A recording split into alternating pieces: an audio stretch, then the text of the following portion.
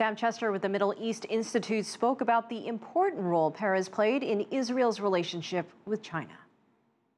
In terms of the steps he took, when he was sick and in the hospital the last few days, the Chinese vice foreign minister called him the father of relations between the two countries.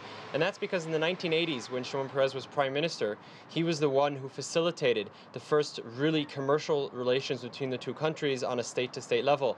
Then, a few years later, in 1993, when he was the foreign minister, he was the one who engineered the first visit of both himself and Prime Minister Yitzhak Rabin, his colleague, to China after relations were established in 1992. And then, of course, later, as president in 2014, in his role in Israel, he visited China and helped the relations between the two countries grow, as we've seen in the last few years. So that was just on the actual steps, the role that he had day to day. But I think it's also really interesting to discuss a bit what he represented and how, over his entire career, what he represented meant so much for ties between China and Israel.